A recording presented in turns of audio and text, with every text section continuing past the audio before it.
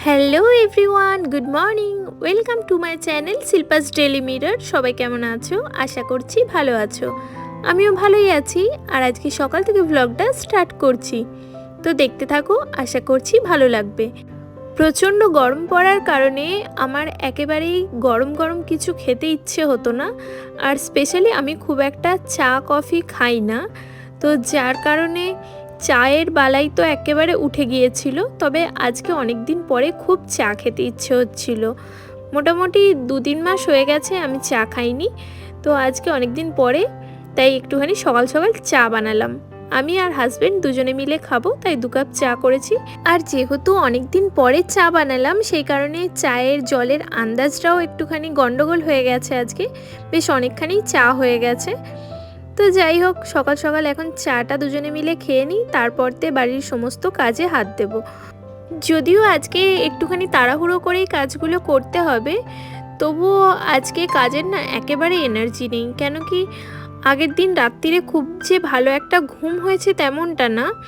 আগের দিন রাত্রিরে কেন জানি না একেবারেই ঘুম আসছিল না, তো সেই কারণেই মাথাটাও বড্ড ধরেছে আজকে সকাল থেকেই। আর মায়ের কাছে শুনেছিলাম যে চা খেলে মাথা যন্ত্রণা অনেকটা কম হয়, তো সেই কারণেই আমিও মায়ের মতোই আজকে একটুখানি চা খেলাম সকাল সকাল। আর তাছাড়া আজকে আমি যে চাটা বানিয়েছিলাম ওটা ক্যামোমাইল টি ছিল, ওটা খেলে ঘুমও ভালো হয়, তো সেই কারণে একটুখানি ক্যামোমাইল টি বানিয়েছিলাম।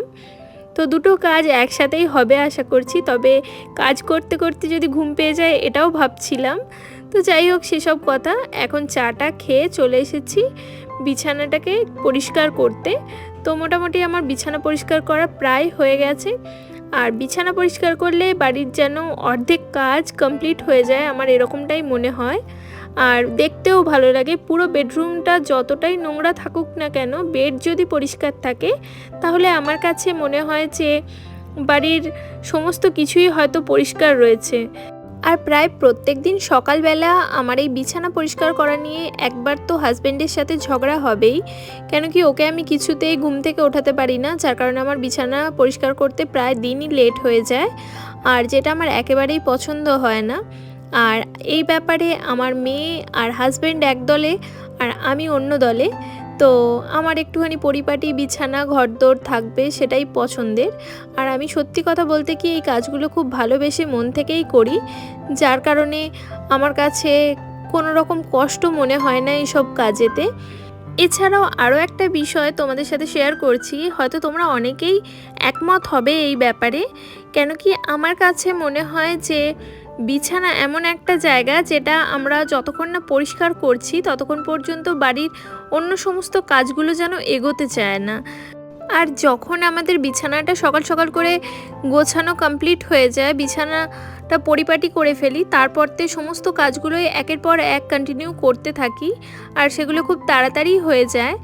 যেমন এই যে দেখো, বিছানাটাকে ক্লিন করার পরতেই আমি সঙ্গে সঙ্গে রুমটাকে পুরো মুছে ঝাড়ু দিয়ে ক্লিন করে ফেলতে পারলাম। তো যাই হোক, আমার ঘরের সমস্ত কাজকর্ম তো কমপ্লিট হয়ে গেছে, আর এখন চলে এসেছি আমি রান্নাঘরে রান্না করার জন্য। আর আমি এখন সর্ষের তেলের মধ্যে ডুমো ডুমো করে কেটে রাখা আলু, নুন, হলুদ এই সমস্ত কিছু দিয়ে ঢাকা দিয়ে এখন ভেজে নেব, যতক্ষণ না এগুলো ভালো মতো সেদ্ধ হয়ে যাচ্ছে। আজকে রান্নাটা একটুখানি ঝটপট করেই করে নেওয়ার চেষ্টা করব, কেন কি আমার বাড়িতে প্রথমবার আমার বোন আসবে। হ্যাঁ, আমার নিজের কোনো বোন নেই, আমার মামাতুতো বোন, তো সে আসবে প্রথমবার আমার বাড়িতে। তো তার সাথে অনেক দিন পরে যেহেতু দেখা হবে, বেশ চুটিয়ে আড্ডা মারবো সেরকমই প্ল্যান করেছি। তো যার কারণে ঝটপট করে কাজগুলো কমপ্লিট করে নিচ্ছি।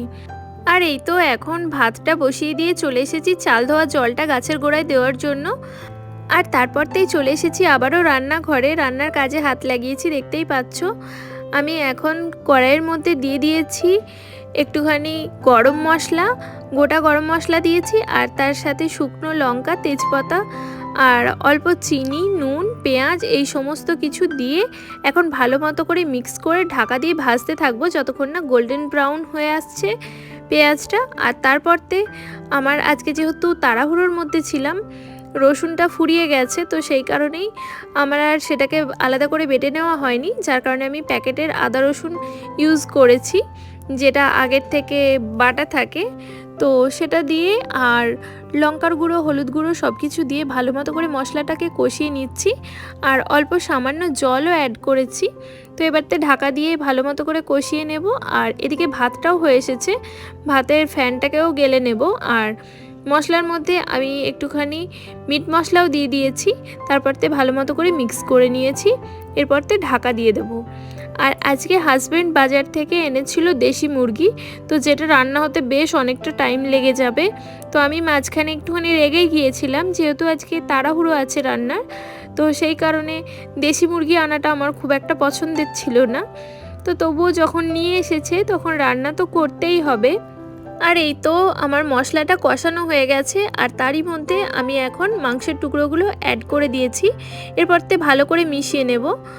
আর দেশি মুরগি আমার মেয়ে বা আমি খুব একটা পছন্দ করি না, কেন কি খুবই ছিপড়ে টাইপের হয়, তো যার কারণে খুব একটা ভালো লাগে না। আর আমার আজকাল খুব একটা চিকেন ভালো লাগছে না, এমনিতেও আমি মাটন খাই না, তো খাওয়ার মধ্যে চিকেনটাই খেতাম। তো এখন কেন জানি না রান্না করার পরে আর খুব একটা খেতে ইচ্ছে হয় না। তো যাই হোক, আমার মাংসটাকে এখন মশলার সাথে ভালো মতো করে মিক্স করা হয়ে গেছে। তারপর তো ঢাকা দিয়ে বেশ ভালো মতো করে আমি কষাতে থাকবো যতক্ষণ না মাংসটা 50% বয়েল হয়ে যাচ্ছে। আর হ্যাঁ, আমি এখানে একটা ছোট্ট মিডিয়াম সাইজের টমেটোকেও অ্যাড করেছি। তো দেখতেই পাচ্ছ, ভালো মতো করে যতক্ষণ না মশলা আর তেল আলাদা হয়ে যাচ্ছে ততক্ষণ পর্যন্ত কষিয়ে নেব। আর তারপরতে ঝোলের জন্য পরিমাণ মতো জলও অ্যাড করে দিয়েছি। আর হ্যাঁ, এখানে যে জলটা আমি ঝোলের জন্য অ্যাড করলাম, এটা গরম জল অ্যাড করেছি, কেন কি কুকিং প্রসেসটা যাতে কন্টিনিউ হতে থাকে, তো সেই কারণেই গরম জল অ্যাড করেছি। কুকিংটা যাতে স্লো না হয়ে যায়, তো সেই কারণে কুকিং প্রসেসটা একভাবে জারি থাকলে বেশ টেস্টটাও ভালো আসবে। তো সেই কারণেই এটা আমি আমার মায়ের থেকেই শিখেছি, তো সেটাই এখন নিজে রান্না করার সময় অ্যাপ্লাই করি মাঝে মাঝে।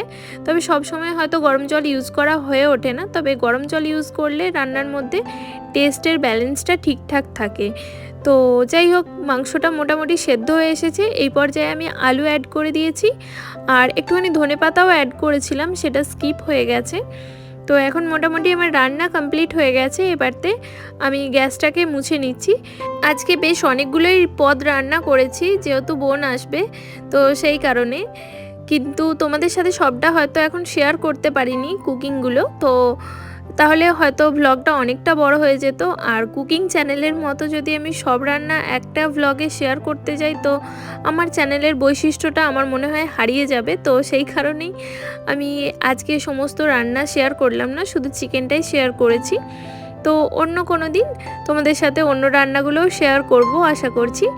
তো এখন গ্যাসটাকে মোছা হয়ে গেছে প্রায়, আর বাকি রয়েছে আমার পুরো রান্নাঘরটাকে ক্লিন করা, আর কয়েকটা বাসন রয়ে গেছে, তো সেগুলোকেও ধুয়ে নেব। তো খুব বেশি বাসন নেই, আমি রান্না করতে করতেই আমি বাসন কিছু কিছু করে ধুয়ে নিই। আর এমনিতেও দেখতেই পাচ্ছ আমার বেসিনটা খুবই ছোট, এমনিতে রান্নাঘরটাই খুব ছোট, তো এরই মধ্যে আমাকে ম্যানেজ করতে হয়, তো যার কারণে আমাকে মাল্টিটাস্কিং করতেই হয়।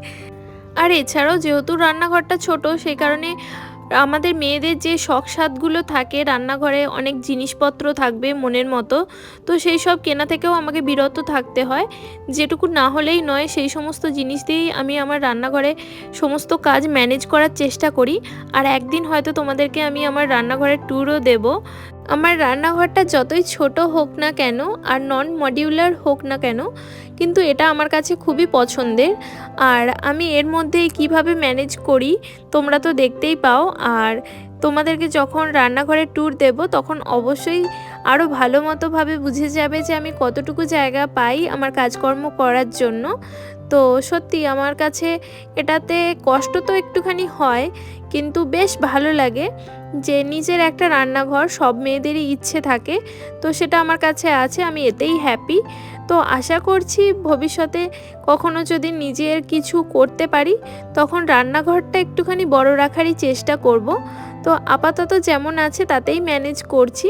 আর আমার এই রান্নাঘরটাকে এতটা ভালোবাসার একটাই কারণ, কেন কি এটা আমাদের একটা সময় স্টোর রুম ছিল, তো সেই স্টোর রুমটাকে নিজের হাতে পুরো বদলে একটা রান্নাঘর তৈরি করেছি, তো যার কারণে এর উপরে তো একটা মায়া আছেই।